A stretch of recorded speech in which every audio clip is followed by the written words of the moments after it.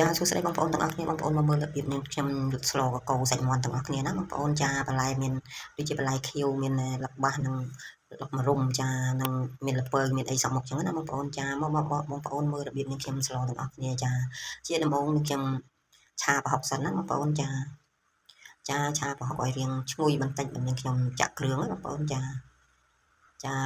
ឡូវចាក់គ្រឿងហើយបងប្អូនចាក់គ្រឿងលាយចូលគ្នាចឹងទៅនឹងខ្ញុំឆាឲ្យរៀងឈ្ងុយចឹងណាបងប្អូនចាកូរត្រឡប់កុំឲ្យខ្លោចចឹងណាបងប្អូនចាឲ្យរៀងឈ្ងុយគ្រឿងនិងប្រហុកនឹងសិនបាននឹងខ្ញុំចាក់សាច់មាន់បងប្អូនចាក្លិនក៏ឈ្ងុយហើយណាបងប្អូនចាកូរឲ្យសព្វបងប្អូនអើយចាខ្លាច់ខ្លោចបងប្អូនចាឥឡូវក៏ឈ្ងុយហើយក៏នឹងខ្ញុំដាក់សាច់មាន់បងប្អូនចាកូរត្រឡប់បងប្អូនអើយចាឈ្ងុយមែនតើណាបងប្អូនអើយចារស់ឡើងខ្លោចឆ្នាំងណាខ្លោចបាតហើយបងប្អូនចាឥឡូវក៏នឹងខ្ញុំចាក់សាច់មាន់ណាបងប្អូនចា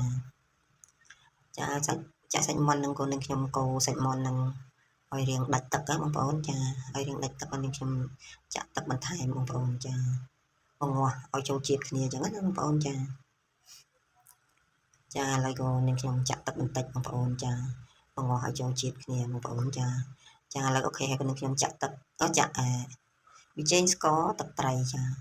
គ្រឿងក្រូចសើចំណង់ចំណូលចិត្តបងប្អូនអញ្ចឹងណាចាតែនេះខ្ញុំដាក់ប៊ីចេង1ចុងស្លាបព្រាស្ករស1ស្លាបព្រាបាយនិងទឹកត្រី2ស្លាបព្រាបាយបងប្អូនចាឥឡូវក៏អូខេហើយក៏នឹងខ្ញុំចាក់ទឹកបង្ងាស់ហើយក៏នឹងខ្ញុំដាក់បន្លែបងប្អូនចាដាក់បន្លែលពៅនិងខ្នុរមុននិងសណ្តែកគួរចាពី3មុខក៏បងប្អូនល្ហុងចាឥឡូវក៏នឹងខ្ញុំដាក់បន្លែដាក់បន្លែនឹងហើយដាក់បន្លែនឹងមុនអញ្ចឹងណាបងប្អូនចាមានទ្រាប់មានអីសក់មុខអញ្ចឹងណាបងប្អូនខ្នុរទ្រាប់លពៅនិងល្ហុងបងប្អូនអើយសណ្តែកគួរចាស្លកកូរទៅសក់មុខចឹងឆ្ងាញ់អញ្ចឹងណាបងប្អូនចានឹងក៏នឹងខ្ញុំដាក់បន្លែហើយក៏នឹងខ្ញុំកូរត្រឡប់បន្តិចបងប្អូនដើម្បីឲ្យសក់អញ្ចឹងណាបងប្អូនចាឥឡូវក៏បន្លែក៏ឆ្អិនណាបងប្អូនបន្លែក៏រៀងឆ្អិនបន្តិចហើយក៏នឹងខ្ញុំដាក់អង្ករលីងបងប្អូនចាដាក់អង្ករលីងហើយក៏ក្លិនក៏ឈ្ងុយដែរណាបងប្អូនចាក្លិនក៏ឈ្ងុយដែរបងប្អូនអើយចាឥឡូវក៏នឹងខ្ញុំកូរអង្ករលីងនឹងឲ្យសព្វជាមួយបន្លែអញ្ចឹងណាបងប្អូនចាឥឡូវក៏អូខេហើយក៏នឹងខ្ញុំចាប់ផ្ដើមដាក់បន្លែខៀវបងប្អូនចាមានលឹកម្រុំនិងលបាសបងប្អូនមានតែពីរមុខហ្នឹងទេបងប្អូនអើយចាឥឡូវក៏នឹងខ្ញុំកូរត្រឡប់ណាបងប្អូនចាអត់ហ៊ានមកងាស់យូរទេណាបងប្អូនចាឥឡូវដាក់ម្ទេសហើយបងប្អូនចាដាក់ម្ទេស 4-5 គ្រាប់អញ្ចឹងណាបងប្អូនចាដើម្បីឲ្យហឹរជូរប្រៃអញ្ចឹងណាបងប្អូនអើយចាប្រៃតំណងណាបងប្អូនអើយចាមកបងប្អូនមកចូលរួម